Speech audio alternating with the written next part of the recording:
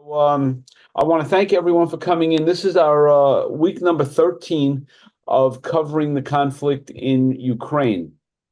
And we now will have more than 50 presentations on our YouTube channel that you can see, review, discuss. The YouTube channel is Projections NYC. So, and when you go, please subscribe. So, this again is our 13th week, and we have terrific presenters all week long. Svet Jacqueline, Sasha Maslov, Eva Seidish, Mark David Harris, Madeline Kelly, Svet Bakshanova, and Sarah Lean. All of them will be presenting projects, book projects. So I thank everyone for coming in. We also thank our sponsors, which is Photo Shelter, Pro Photo Daily, Epson, and American Photography. So with that, I give you Svet Jacqueline, who starts off the week for us. Thank you so much. Hi, everybody. Yeah, as you said, it's kind of late here, so I'm sorry if I'm a little tired, a bit lagging on my presentation, but I always try to take advantage of these opportunities because I think it's really important that we keep talking about what's going on in Ukraine. For those of you who don't know, I've been based there for almost 3 years, and I've done various talks with Frank about the ongoings and the sort of news of this war. I think that we all sort of see certain parts of it in our own ways through social media and through television, on newspapers, but each of us like has our own perspective and story to tell. And so I appreciate you, Frank, for letting us all have our individual spaces to talk about the work that we're doing. Great. So this time I wanted to talk about the past couple of months. It's been a really busy time in Ukraine. There has been a lot of sort of impending upsets that have occurred in terms of exchange of territory, increased hostility in certain areas, massive movements by Ukraine and Russia. So I sort of want to parlay two parts of that story by starting with the insurgents into Kursk. I was commissioned mostly through the Wall Street Journal to cover the first 2 weeks of Ukraine going into Russia. We did not cross the border for security and obvious reasons. Evan had just been released from detention, and for us, it just wasn't worth the risk. But we were stationed very close to the Russian border for the initial sort of break into Russian territory. And what I thought was really interesting was that it was the first time in 3 years that I saw glimpses of the beginning of the war. And that being said, what I mean is that the morale of not just soldiers, but Ukrainians in general has been really worn down as this has continued. And I think that it was really interesting to see this sort of spark of hope in the soldiers, especially young soldiers that are under new laws to be conscripted into the army at young ages and in mass droves. Their futures are being dictated by what's happening on the front lines. And And Svet, how do you recognize the morale? Like, what do you see in the soldiers or the volunteers or the population that makes you feel that the morale issue? yeah, I mean, I think that it's really hard to ignore. If you talk about sort of what has happened in Donbass, which I'll touch on later in the presentation, but there's just been a lot of loss in the past 3 years, and it's incredibly challenging to feel excited and motivated about going into war, especially if it's your first time on the front lines. If you're recently trained or newly enlisted, it's such an uncertain scenario. And this particular case, for the first week or two, where Ukraine really had the upper hand in terms of the sneak entry into Russia, it was like this exciting sort of complete shift in how soldiers were conducting themselves, how they were addressing us as media, how they were sort of just really energized to be part of this movement that was a win for Ukraine in a lot of ways. And I mean, I can roll through the images, but I just talk about it and then we can sort of go through it and you can ask questions. And so yeah, it was a completely almost deja vu, but also really new experience in that way. And I think that for a city that's so close to Russia, Sumy is proximally very close to Russian territory. It is functioning so normally, and now they've been given this like new breath of space because they thought that Russia was going to invade them first, and instead Ukraine flipped the switch and gained territory in Russia, essentially pushing the line back from the center of the city. And so the stories that we covered really talked about that from both a military perspective and a humanitarian perspective. And at the same time, that came at a huge sacrifice to Ukraine because they were forced to really focus a lot of their resources into this insurgence. And then Russia has been pushing so heavily in the east, and they also lost a lot of territory in this new focus. So this presentation kind of shows both sides, where as much as there was something to be gained, there's such a huge amount of land being lost, and the toll that that's taking on Ukrainians in the east is a completely opposite effect.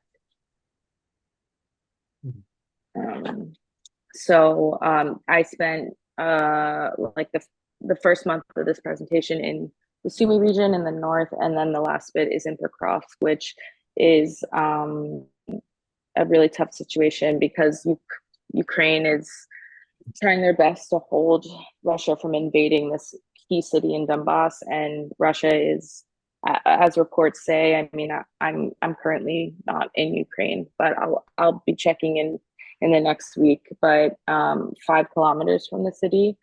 And, you know, all of us as journalists have visited Pokrovsk for years, similar to Donbass or Avdiivka. These were cities that Ukraine has held for such a long time, and now the future of it is completely unknown. And the danger of Russia coming in and really taking the city in Donbass puts the entire rest of the region at risk. And the scenes there are just also really reminiscent of the beginning of the war in the way that like it is so heartbreaking to watch people have to completely uproot their lives so suddenly and move to a safer ground.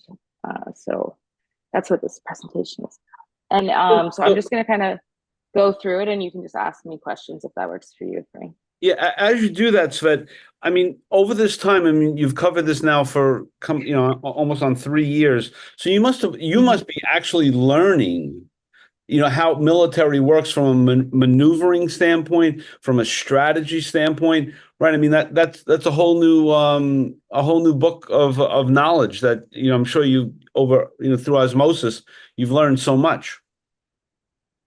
Yeah. I mean, I wasn't particularly I guess, educated in the way that military works before. I'm American. The American military operates very differently than the Ukrainian military. So even if I had prior knowledge, I think that it would still be a learning curve. And now, of course, after being in the front line so much in the past 3 years, there's a lot of protocol that you understand, a lot of ins and outs of maybe operational I guess norms that you get a hang of. But I think that it's really crucial to the Ukrainian military now more than ever to stay secretive in what they're doing, because it's sort of like their secret weapon to make sure that we're not always reporting on the move before they make it. And Kursk was a really good example of that. Great. So these first few images are from those first few days. The second image I find really interesting, obviously, because of the particular salute, but we can't see images. Are you sharing them? Yeah, we could see. Uh, I could see. Yeah, I got him. everyone can see her. No. No. Yeah. Maybe you have to go out and come back in because I could see. I'm seeing everything. And so, is everyone else seeing everything? Yes. Everything seems fine, Frank. Yeah. Okay. Must be you, I'm gonna Michael. leave and come back into this because I don't know what else Okay. could be wrong. Okay. We can just hold off and wait for him. That's fine with me. Do you have another question while we wait? No, it's just sort of interesting, like I say, to understand military maneuvers and strategic alliances on how that's all coming together.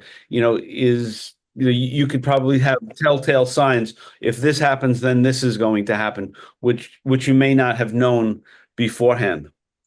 Yeah, yeah. I mean, I don't think, I mean, there is like an assumed risk in doing this job that you really never know what's going to happen. I think that if you read a lot of the reports, specifically the projects that I worked on, all the interviews that we conducted with the soldiers, they did not know what was going to happen. They really had no idea that they were about to do this insurgence until moments before.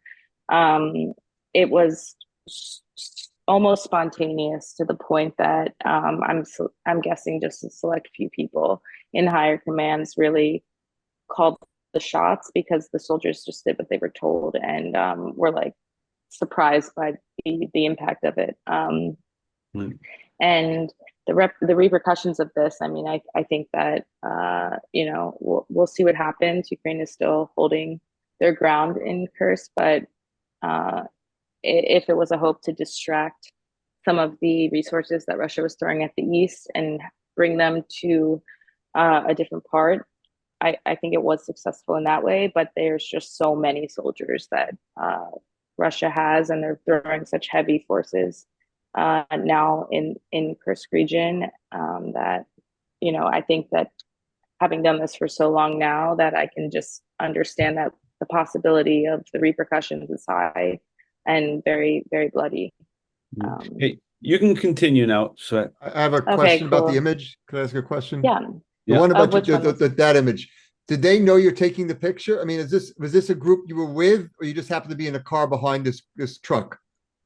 No, for this one, we were just driving behind this truck. I mean, again, like when I talk about the kind of reminiscence to the beginning of the war, there was so much military equipment moving through Sumy region.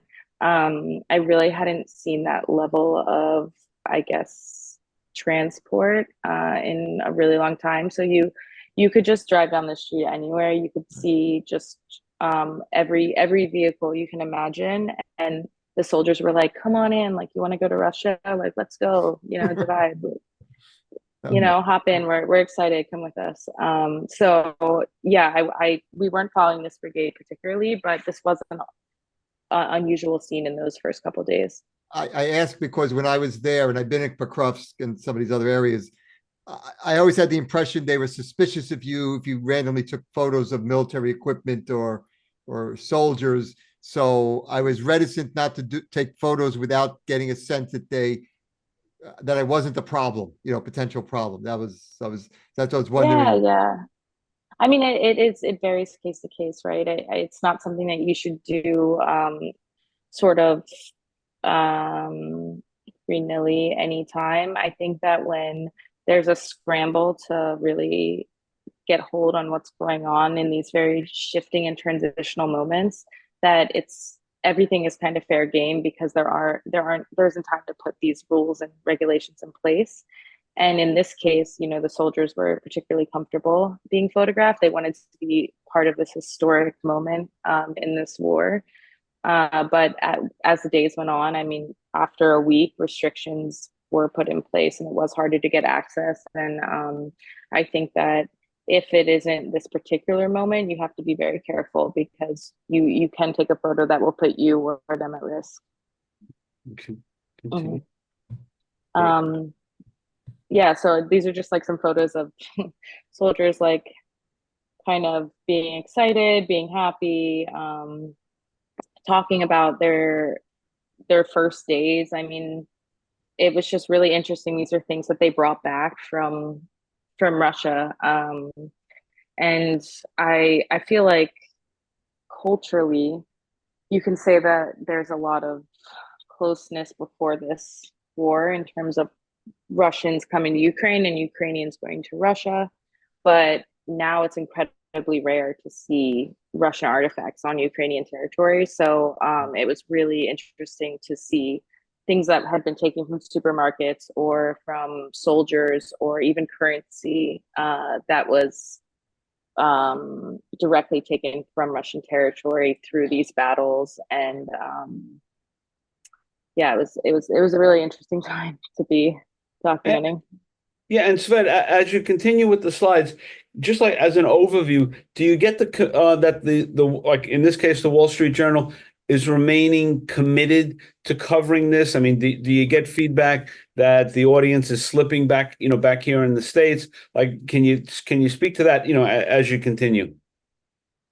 Sure, sure. I mean, unbiasedly, but also biasedly because I have had a really good experience with them. I'm still a freelancer, but I've worked with them a lot, and I think that they're particularly committed to covering Ukraine. I have a lot of respect for the team that they put together on the ground here. It's shown a really long-term alliance with keeping news prevalent and telling stories that will resonate with the US audience when, nobody has control where our eyes wander. So, they're still fighting the hard fight. And, it's an honor to like be able to photograph for them. Great. And Um, do they remain open to your ideas, presenting this to them or presenting that to them? How does that work? yeah, I mean, I think that it's really important, especially for young photographers, to understand that open door with the editors is a two-way street. So in the way that they're supporting you by hiring you, they're also there to help you and have conversations about things that are happening that they might not be aware of because they're not physically in the place that you're in. So, with respect and I guess awareness of their time, I feel like I have a really like open window to pitch stories and talk about something if maybe I see it and I think it's really important, but it's just really important also not to abuse that relationship and pitch everything just because it's happening. I think you really have to understand the organization, you have to understand the readership and make sure that it's a good fit to really like put a story out there from I guess the ground to the desk instead of vice versa. Yep. Yeah, so I mean, it was just like a very mixed bag of experiences. Soldiers were like swimming, relaxing. This dog they had adopted from Suja during the time that all of the civilians had fled and they sort of entered the city. Ukraine has always been a big advocate for animals, and this was no exception. So I saw a lot of examples where the soldiers described that the dog had been abandoned, the cat had been abandoned, and their first priority was making sure that they had a safe home back on Ukrainian territory. And these are just some more images. Again, there's like men raising their fists. It was just like such a victorious period. And I really can't stress enough how unique that was to the past few years of covering this type of content. And now you're traveling with them as part of the brigade, or you're still following? Like, how many days are transpiring through this trip that we're watching? Well, I went for a set of time for 1 week. I went back to Kyiv for just a day or two, and then I went back to Sumy. And so, in those periods, my closeness with various brigades varied in terms of being embedded or just being sort of on the street, photographing them, or being in their backyards, talking to them. It was a variety of experiences. Okay. And again, I think that when you talk about the sort of what do you expect is going to happen having done this, I think that it's very clear that anything that happens on a military front in Ukraine directly affects civilians. That is how it has been from day one. And that is really the story of war, is that often it is those who are not fighting it that are affected the most, in some cases. And so this is a photo of, people who have just been instantly displaced because they live in border cities that have actually been shelled from the beginning. They've been privy to heavy artillery for many years now, but the increase and the type and the power of shellings and force that Russia has unleashed due to this new insurgence, that there was a large amount of IDPs in Sumy. And IDPs is internally displaced persons. Right. And so these are just some examples. I mean, we spent a lot of days in on the street, and then we arrived one morning, and I think they said that 4 calibers had hit just an hour before we got there. And we're in June or July here now, Svet? What month? It is September. Thank you. And No, now it's September, yeah. so it was August. August. Wait, what's before? Oh, yeah, July or August. Yeah. Okay. So these are just some scenes around Sumy region, and then you get into Sumy city, and I really always want to talk about people who are living in places. I expected Sumy to be a lot more affected, and it was really business as usual. I feel like the main operations of the war were clearly outside the city, and it was really interesting to see how people were embracing this new strategy of Ukraine. Besides the people that had to be relocated to Sumy, the people who are already living there seemed to be acting completely normally, and a lot of them were honestly positively affected by this, because, for example, this story came out in the Wall Street Journal today. This is her sister, and she lived in Russia, and she was evacuated by Ukrainian soldiers back to Ukraine for her safety. And it was one of the first accounts of Ukrainians evacuating a Russian citizen to Ukraine. It's a very controversial issue because for so many years, Russians have been illegally evacuating children, civilians into Russian territories. At the beginning of the war, it was under a false premise that they had a route that would take them back into Ukraine, and then they ended up, staying in Russia. And in this case, this was like a very, very specific evacuation, and there was so much logistics and paperwork and things that went into it to sort of prove that this was something that both of them were consenting to, and it was not a forceful evacuation.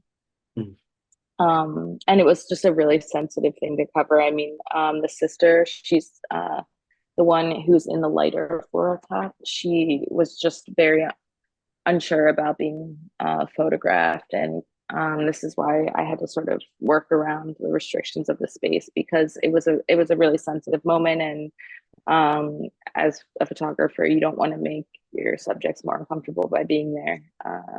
But I just think it's really interesting, and these are just some scenes of Sumy. So when we talk about the impact, a lot of the nights that we were there was no power. Power outages have been a real problem this summer throughout Ukraine, with the increased airstrikes throughout the country on infrastructure. And we were staying in this neighborhood, and it was just really interesting to see how civilians were adapting to power outages. It has become so normalized that it's business as usual, whether you have power or not. And so this was sort of a scene that was very common, was night playgrounds, kids playing at night because inside there was no light, there was no way to entertain them.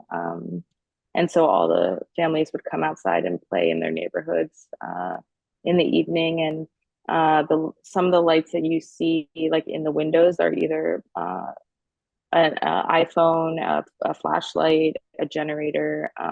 There's just absolutely no power, and there was still just like a lot of excitement in the city. So I just kept looking for things that would like sort of make you feel like there was a, not that there was suffering, but that there was sort of a other shoe to this crazy historic insurgence into Russia, and it felt like people were just fully embracing this turn in the war, and we're really hopeful that this would have a positive outcome for the country.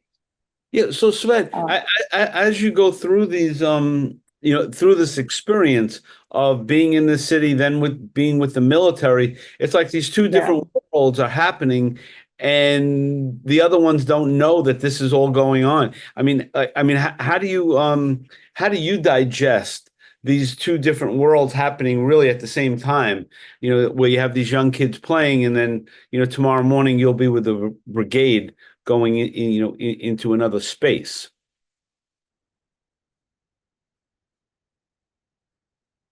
Have I lost you, Svet? We lost her for a second. She'll come She's back. frozen. Yeah. It looks like she's frozen. Yeah, let's Maybe her Wi-Fi connection's not great in Barcelona. yeah, let's see. We'll give it a minute or so. So there's a rabbi and a priest. No, kidding. She'll try to, I'm sure she's trying to get back in. Let's see. Hey, Brian.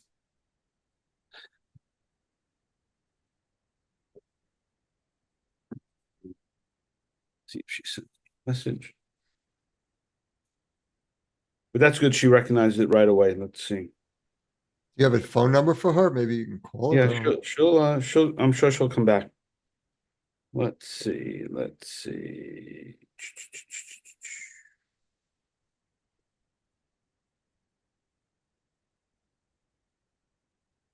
Give it another minute or so. There's technology for you, folks. Unless the question was so bad and she just dumped on me. Let's see. Oh.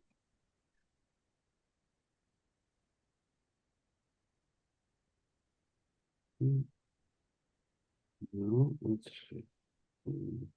I'll try to call her.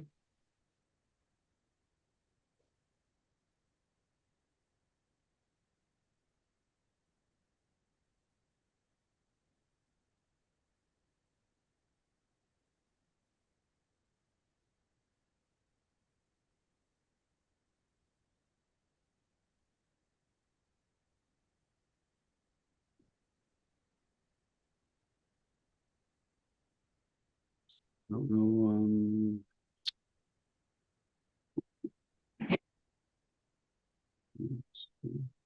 I'm not picking up the phone. Let's see. Hmm.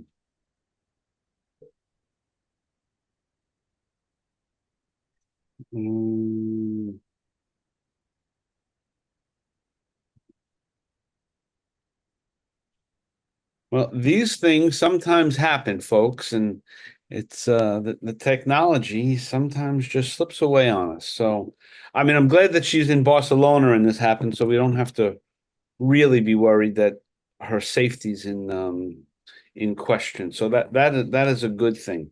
I think we'll give her a few minutes and we'll see if she can get back in. If not, we'll have a short night tonight.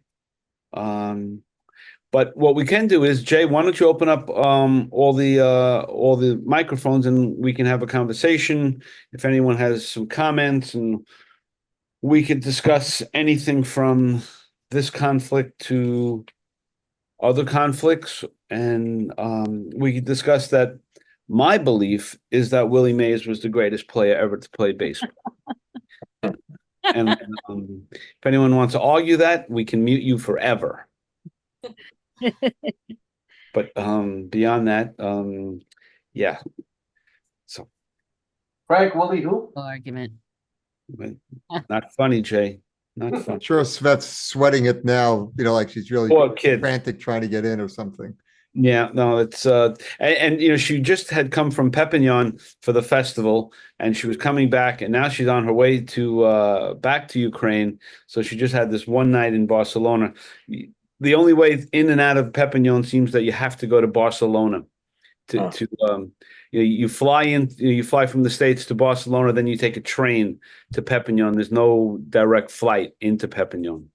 But the festival, I don't know if anyone else has been there, but it is really a spectacular week of photojournalists from around the world showing work, and the showcases. Carol Guzzi, a friend who's presented here a number of times, Yes.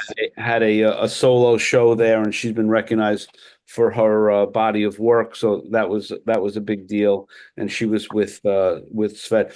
But the Perpignan Festival is really, really unbelievable. I mean, but what happens is after a week of being there, they have these projections events each night, but it's really of photojournalists in the deepest, darkest places of the planet. So by the end of the week, you really don't know why you're alive, because it is such a depressing world with what's going on. It's really, I mean, from famine to earthquakes. I mean, and almost it's really unbelievable what Francois does there. But it's a spectacular week, and it's a 2-week festival. One is the professional week, and then there's sort of a public week. And the professional week is something that if as a photojournalist, you have to go at some point, or an editor, or anyone. I mean, the shows there are just phenomenal. If you're only going to go for 1 week and you are a photojournalist, which week would you suggest? You go to the professional week. Okay. Yeah, I've been and thinking of it, just haven't gotten there yet. yeah. You really try to find the way, and you could also present your work to Francois, and maybe you can get a show out of it. That's what I mean. It's not easy, but that's a way. And but as a photojournalist with all your credentials, you get the professional pass, and you get into all the galleries and all the openings. But it's just the camaraderie there is spectacular. It's Maybe next year. Yeah. Yes, everyone should go. Well, without any other contact, let's see if she's no, she's not trying to get me. Did you text her? Because Yeah, I did. Through. Let's try her again. Does she have like Signal or WhatsApp or whatever? Because Let's see. Can you come back? Can you?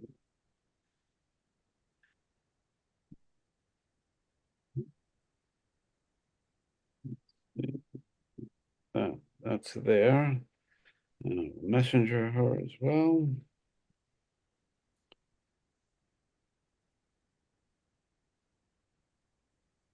So Frank, I'm going to catch the rest of the week on YouTube because I'm leaving for vacation tomorrow.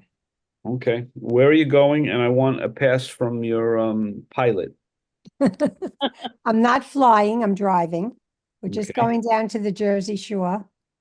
Okay. I need a little R&R from my knee surgery. Bon voyage, Sandy. Thank you. Um, Thanks, Jay. Where are you going at the Jersey Shore? Long Beach Island, Where on Long Beach Island? Love Ladies. Nice. We have a home in Surf City. And have you ever been to a restaurant called Wally's on the island? We usually don't go out to eat a lot. We cook at home. Well, if you're gonna go, Sandy, let me know. We happen to own that restaurant. So Oh. happy to treat you. So Frank can give you Thank my you. contact information. So Yes. Well- I was going to say, if you go, it's on the house, but being that the owner of the restaurant said, that's not on my ticket now. So, Wally's is the place in LBI. Surf Wally? City. Yep, right by the Surf City Hotel. Okay. Writing it down. Howard, I see that you're. Is it a Y or York- IE? I'm sorry. It's a WALLY''S. I see you're New York and DC based because I see the picture behind you is a DC police car. I mean, I'm also Yeah, New that York and was Huh? that was I can see the Ukrainian flag and I see the DC police car. Yeah, so that Thank you was very much. that was the first year anniversary march that they Right. had down in DC. I was in New York for that. No, I'm also New York and DC based, and Let's see. Svet is trying to get back in. oh, good. Svet. There she is. Almost. Svet, Svet, so you're we gave away a free dinner while you were away. So there was an upside for Sandy on this event. So yeah, your power just went out there, or the connection just went out. You're muted. Your audio is muted. Okay. Now, okay. Yeah, the internet went out, and then I had to go downstairs to the front desk, and we had to sort it, and it took a minute. I apologize. No, we all understand. Not Okay. a problem. Yeah. So I will just restart the share. Hold on. Svet, one moment. Frank, don't forget to make her co-host. You are now the co-host.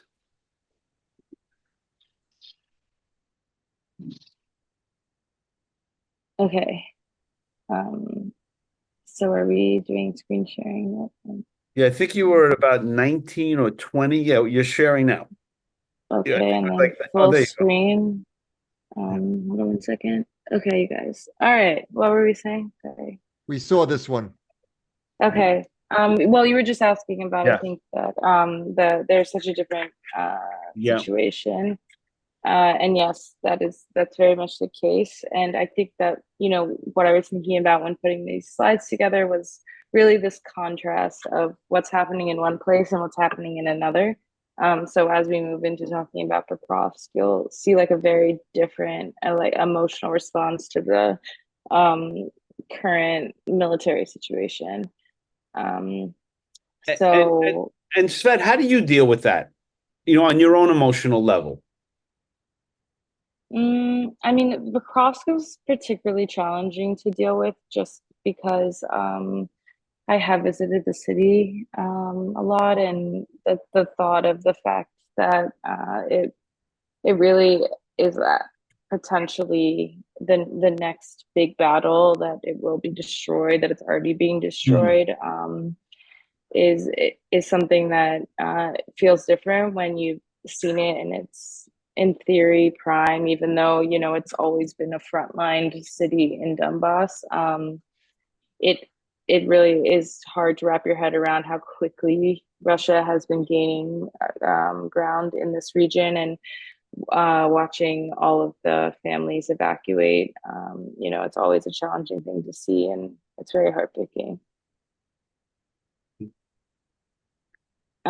So these are just some images from the city. When I was there, there's a couple villages that sort of surround the main city of Pokrovsk, and one of them is Mirnograd, which is right across a bridge right outside the city, and Russia was sort of entering Mirnograd, and now there are just very heavy battles taking place within Mirnograd, and once the fighting there subsides, or if Russia overruns, or Ukraine steps back, Pokrovsk will be the next city. And they just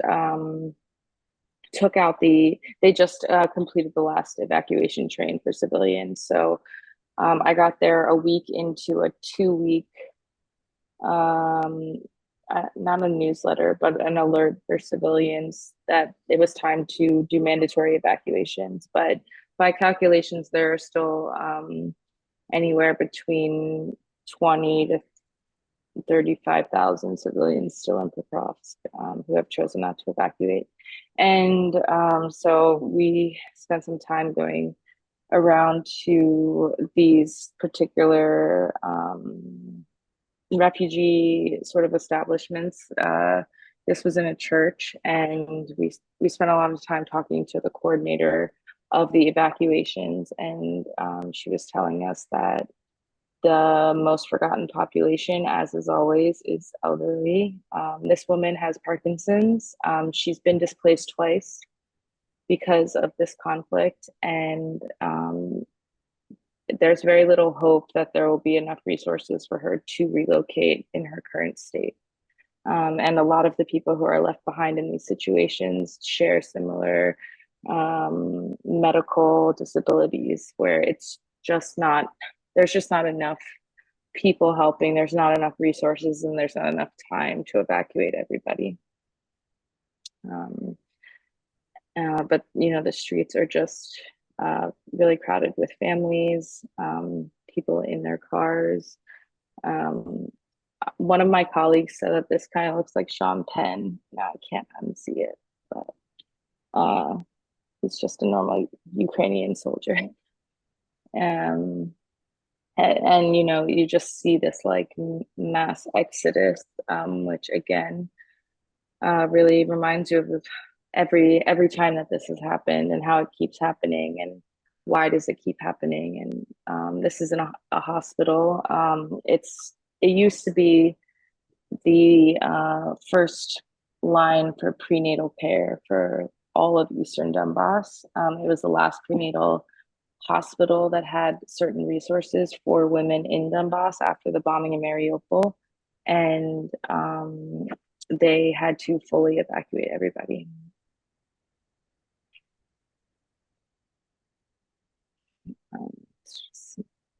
Scenes from all that. So yeah, I really focus on like the families that were, and the women and the children that were being forced to flee. Do you feel like you're almost foreshadowing, like that it's coming, and they don't, or they're hoping that it's not coming? I mean, that's a really intense place mentally to find yourself, don't you think? Or how do you work with that? Well, I think there's a lot of challenges, and I really try to take myself out of the equation. I think as a journalist and as a photographer, it's really important that you take in as much information as possible, but you also reserve as much space as possible, because you are witnessing another person's experience. And in this situation, I think that, of course, nobody wants this to be the case. I think it's unbelievable to everyone, including myself, that we're evacuating this city, but we're really evacuating another city. It's been 3 years of this, and every time it feels like it shouldn't be happening again and again. And I think that my exposure to mass evacuations has allowed me to really recognize and predict a certain level of what I will be seeing, and emotionally prepare for that. But you never know, and it's never easy.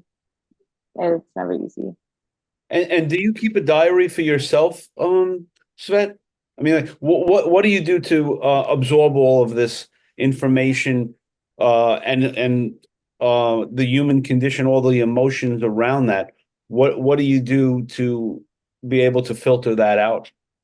Like how do I cope? Yeah. I think that I take photographs.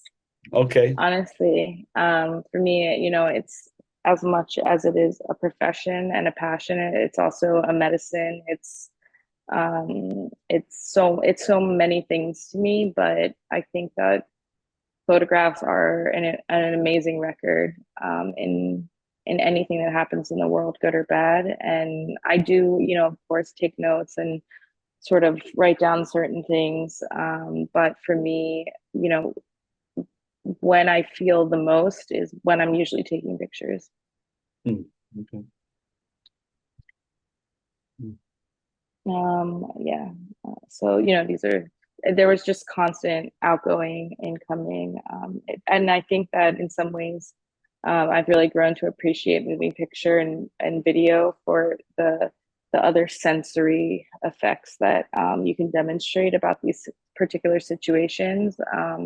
I really like working in stills. I think that I prefer to shoot still photographs, but I think, like, as I move forward and I think about presenting my work, it is really interesting to have like an auditory element, just so you really understand what it was like to be in this particular situation, and watch these families like say goodbye to everything that they have. And Yeah, and yeah. I always thought, Svet, that's one of your incredible strengths, that you show us the images and then you bring us there with your storytelling, which makes it all whole. Because looking at the photographs is one thing, but you giving us your stories and the human emotion around this. I imagine this is church or Yeah. right? That Yeah. you can see it. And then there's the smells, the touch, the feels, the expectations, which is really where you bring it all together for us. Yeah. Yeah, this is church. This used to be a full church every weekend. I think that on top of this being a religious place, it's also a very unique religious place for Eastern Ukraine, because it's a more progressive and modernized church versus like the Greek Right. Orthodox churches that we're very accustomed to seeing. But this is also, a really large space, and it was the primary communal space for this village outside of Pokrovsk. And the woman who sort of runs it with her father and is also a primary caretaker for a lot of the refugees.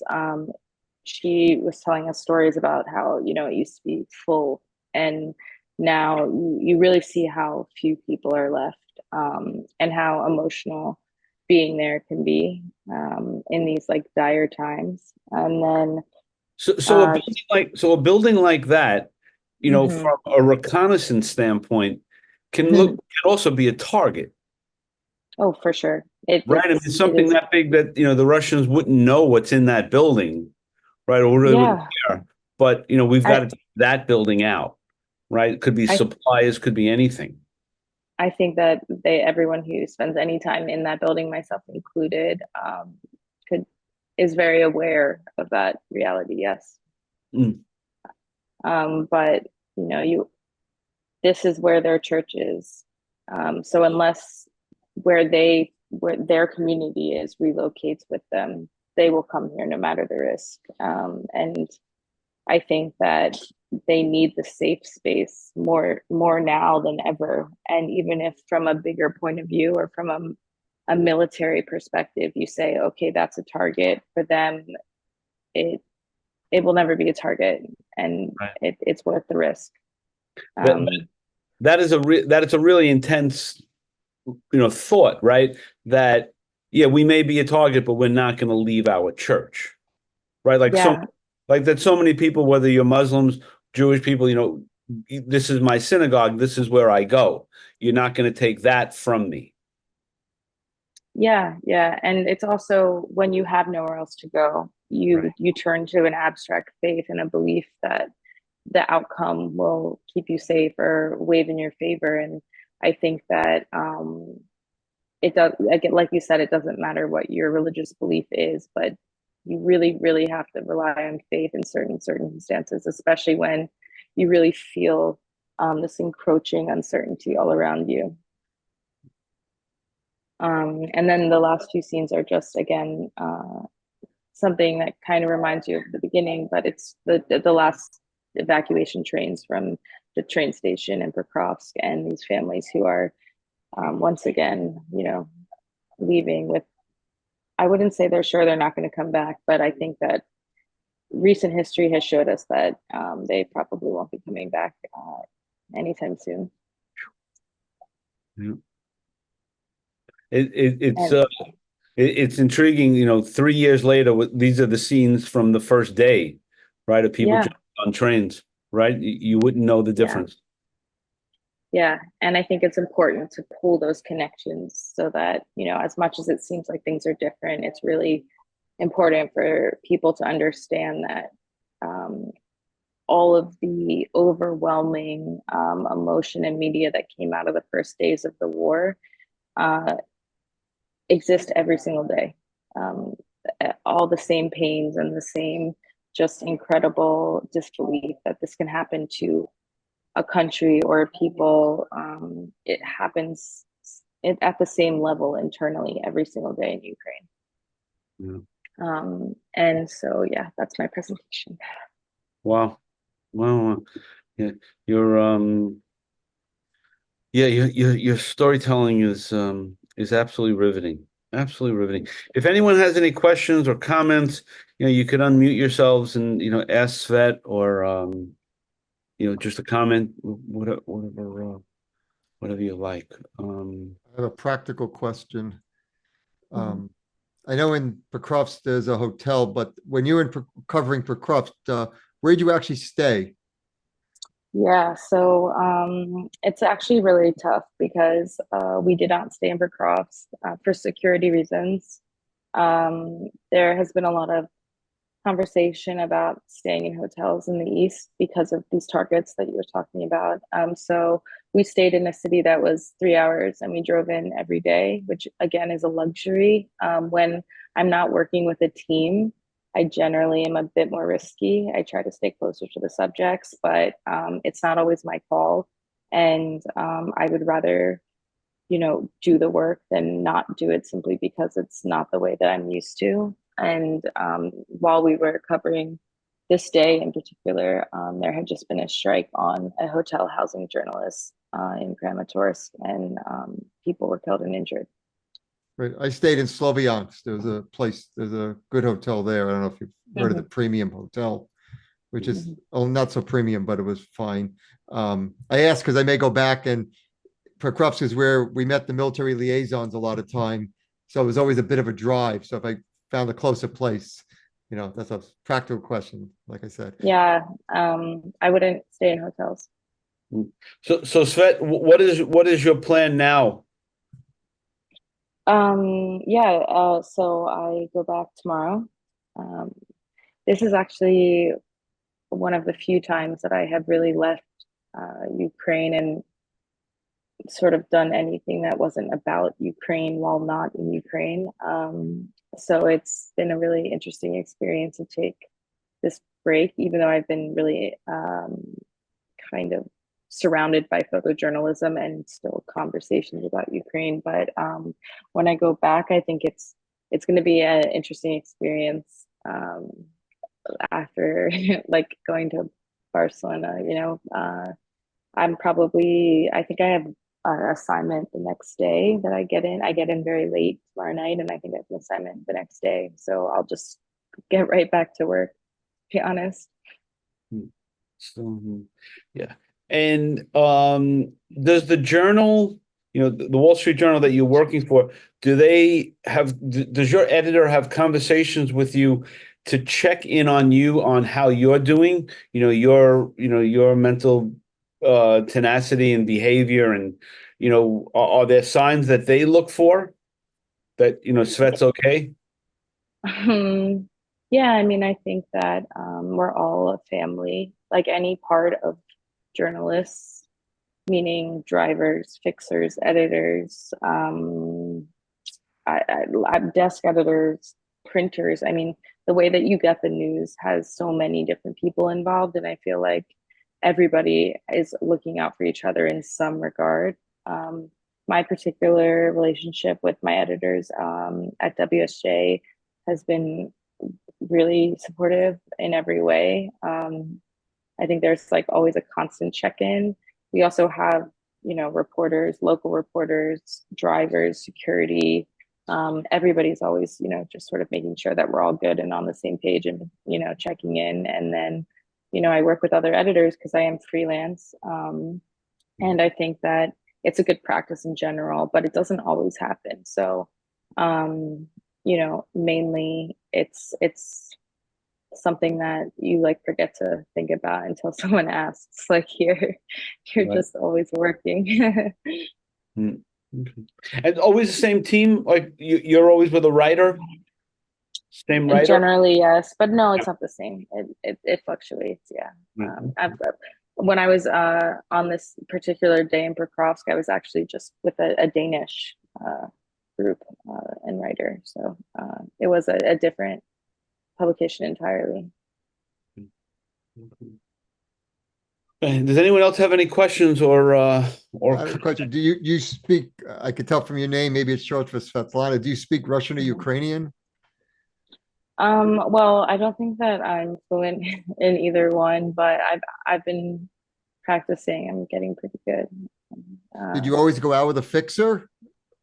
Mm, not on my own so much anymore, but if I'm working for an assignment, then I generally have somebody who is local, not just for the purposes of translation, but really because you should have somebody who knows people in the grounds and Right. maybe Sure. anything better than you. I mean, even if I become fluent in the languages and I lived there for 10 years, I'm still an American. I'm still a foreign journalist, and I would trust their opinion on top of my own.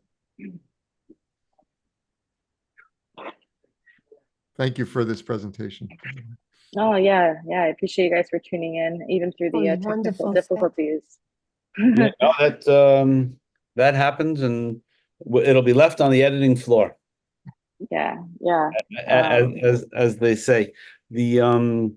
So as you go back in, and do you ever have any trepidation about going back in? Or is it always, this is my job, this is what I do?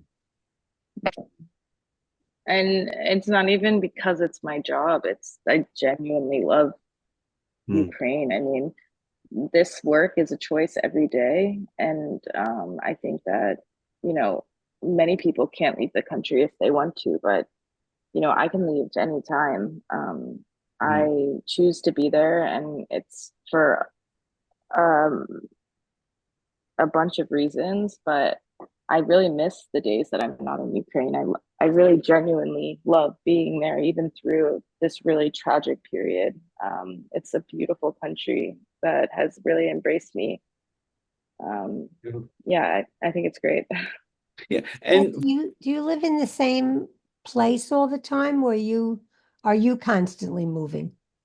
No, I mean, I have an apartment. I do have a base, but I think I spent 2 days in my apartment in the last 3 months. So it's a pretty nomadic job. Yeah, you're fluid. You have to be. Yeah, yeah. I had a question, I forgot. Sorry. No. No. When you do go back, do you oh no, that's what I wanted. The journal, right? So are there usually signs when a story is waning where, and not maybe in this case, but just in general, when you're starting to get this feeling like there's less days that they're booking you for, like, how does that work from a freelance standpoint from covering issues? I mean, again, so like that this conflict is really my first experience working professionally as a journalist. Right. And I don't know if I can like fully shed light on that because I don't necessarily see the patterns over a super extended period of time. But I think that in terms of Ukraine, there of course has been less interest than at the beginning of the conflict. I think that as a freelancer, and most of us are, for any publication that's reputable or not, you kind of assume that there's going to be ebbs and flows in how much work you're getting. That would be happening whether you're in a war zone or not. But particularly in Ukraine, there's definitely days or months that feel more focused and heavy in stories than other times. But I think that having personal work, personal projects that I'm working on, it's never feels like it's a tension place because I can always segue and then use that time to work on a story that I've been doing on my own time anyway. And I think that the Wall Street Journal specifically is really good at investing in longer term reportage. So not every story we do is really about being the breaking news or the front page. They do a lot of investigative work and work that goes on through months of maybe slower periods of Ukraine being in the headlines, and then it comes out as a story later on. But there's a lot of work that goes into that. Well, Svet, I know it's 2 o'clock in the morning. You must be dead tired. So I'm going to say we're going to let you go. And Okay. I can't thank you enough for doing this. And I have to say, like, as you said, this is like my first long, project, covering the war for such a long period of time. It really feels like in all these presentations, whether it's 4 or 5, we've watched you grow up in front of our eyes. Like becoming so seasoned, so more and more professional, more and more nuanced in your storytelling. So it's really a gift for me personally and for all of us to see that. And again, I can't thank you enough. And like Linda said, just please keep safe. Please. Thank you. And Thank you. yes, so everybody, we have the next 4 nights, other terrific journalists who will be sharing with us. We invite everyone to come back. And Svet, thank you so very much. Yeah, thank you guys so much for giving your time.